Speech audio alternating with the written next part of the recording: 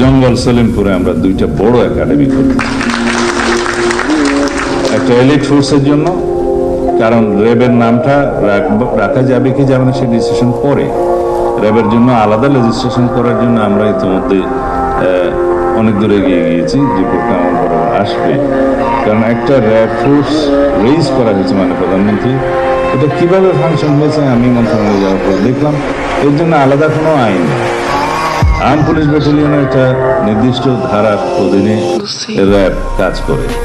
সেই প্রতিষ্ঠানটা একটা এলিট ফোর্স হিসেবে যদি আমরা রাখতে চাই, যে নামে হোক, with all equipments and logistic, man power আর যা কিছু আছে, ইন্টেলিজেন্স সাপোর্ট, সব কিছু যদি আমরা সেখানে শিফট করতে চাই, সেই এলিট ফোর্সের জন্য একটা আলাদা লেজিসলেশন দরকার।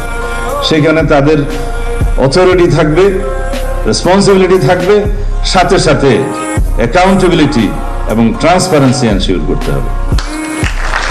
এই চারটা এমবডিড করে সেই আলাদা লেজিসলেশনটা আগামী 2-1 মাসের মধ্যে আশা করি ফাইনালাইজ করতে পারবো, তখন সেটা এলিট ফোর্স রেজ করবে।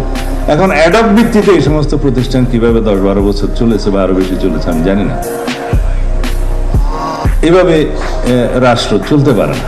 একটা অথরিটি আছে, রেসপন্সিবিলিটি আছে, কিন্তু কোনো ট্রান্সপারেন্সি এবং অ্যাকাউন্টেবিলিটি নাই, সেটা হতে পারে না। সময়ের সাথে সাথে দেখা দেয় নিত্য নতুন প্রয়োজন, রেডি থাকতে হয় প্রতি মুহূর্ত। তাই এলো ইনোভার, যেন আপনি লাইফে থাকেন রেডি প্রতিদিন।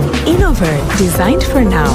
পুলিশ ক্লিয়ারেন্সের নামে অতীতে যে সমস্ত ভোগান্তি হতো আমরা নিজেরা ভুক্তভোগী জানি, সেই রকম কোনো রিপোর্ট যেন না আসে।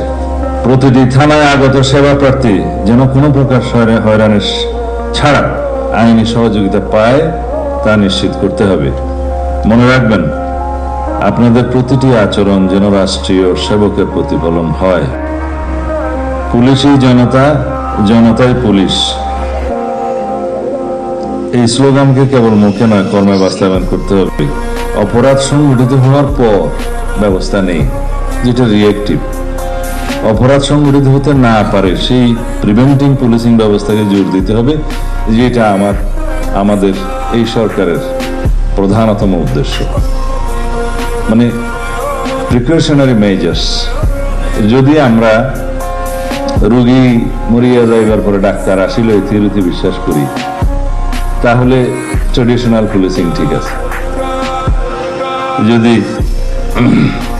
বলা হয় যে ডাকাতি হয়ে গেছে এখন পুলিশ যাবে, ট্রেডিশনাল পুলিশিং ব্যবস্থার উপর নির্ভর করতে হবে।